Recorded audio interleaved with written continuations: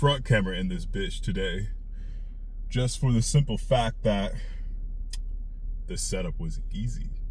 Okay. With that being said, we are currently in the parking lot and we are currently about to drive, because with no drive, you will not go anywhere. So today's the day we drive. That made no sense. Honestly, that was the whole point of me saying that, to not make any sense, because I thought that shit was fucking funny. Okay, today's topic: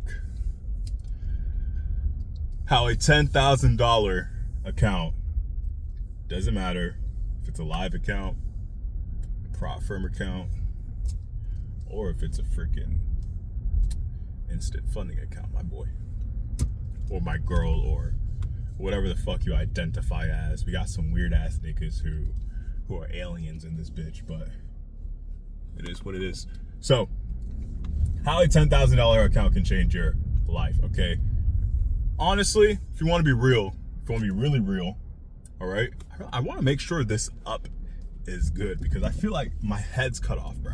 I don't want my head to be cut off. I don't think anyone wants their head to be cut off, bro. Yeah, I know, seatbelt, right? There we go.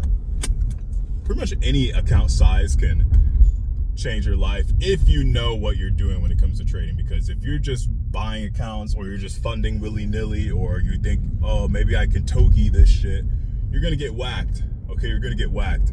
But here's how a $10,000 account can change things, okay? Say you go ahead and get a $10,000 account from a prop firm for like 50 bucks, right? You spend 50 bucks on it, 50 racks on it. 50 racks. You spend 50 bucks on it, right? You get that account. Let's just say it's a one-step account. People like one-steps. Y'all like those one-step accounts, okay? Say it's a little one-step account, okay? You got to get 8%, 6% max drawdown. You're like, all right, let's do this, let's get it. You manage your risk, okay? 1% per trade. Yes. You don't go crazy like some of these guys push. They're like, full port your prop firm account. What's the daily drawdown? 3%, risk 3%.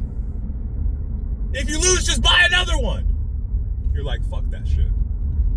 I don't want to get whacked. I'm gonna be smart. I'm gonna practice good habits, and I'm gonna do proper risk management, okay? So you do proper risk management. You pass that bitch in 3 weeks. Congratulations, you did it. You did it in a way that's responsible. You did it in a way that's like, okay, say I were to go ahead and make some bans from this account, prop firms won't look at me weird and be like, maybe we should ban this guy. Funny that I was just watching this video, or listening to this video. That Dan Chung guy, he was talking about how FTMO banned him, and I was thinking, bruh, with the way you were risking it, about a money you were making, I'm not surprised they banned you. Shit, what did you expect, my nigga?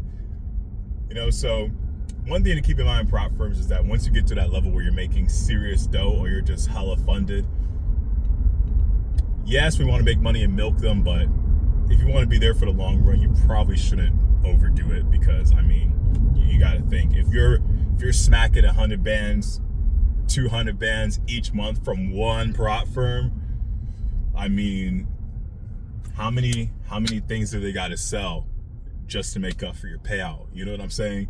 Unless they're doing some sort of copy trading thing where they're like, oh yeah, this guy's a real G, let me go ahead and copy his account onto one of our personal accounts, and we're just gonna make way more dough than he's making than what we're paying him, okay? In case you didn't know, yeah, prop firms do that shit. But anyways, back onto the topic of the $10,000 account. You don't become a little bitch, and you continue risking the amount that got you the funded account in the first place, okay? You took your time, well, you take your time, and you run it up to 5%, okay? I'm not gonna say 10%. Reason I'm not gonna say 10% is because based on what I've seen, it seems like 5% is a good average, a good thing to aim for. 10%, you gotta, it can mess with your psychology, because you're gonna be like, okay, I gotta get 10%, I gotta get 10%, I gotta risk more, I gotta risk more. Bruh, like 3% per week is good. And that doesn't mean necessarily you stop trading once you hit 1% in a week. It could also mean that you trade every single day and it just averages out to that amount. Some months are gonna be good, some months are gonna be slow, okay? It's just the way things go, ebb and flows. up and down. There is no such thing as an up without a down. There is no such thing as a down without an up. Otherwise, everything will be the same. And everything can't be the same, because that's just not how things work. So you do your thing, you get 5%, $500. Woo! I did it. $500. Yes.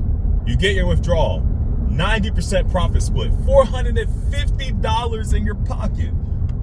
I spent $50 on this $10,000 account and I made $450. That's quite the return. What percentage return is that? 450. 450% return. Okay. How did I know? Well, I mean, 100% is essentially doubling your money, right? So if we do it 4 times, right, that puts us at, holy shit, I think my math is wrong.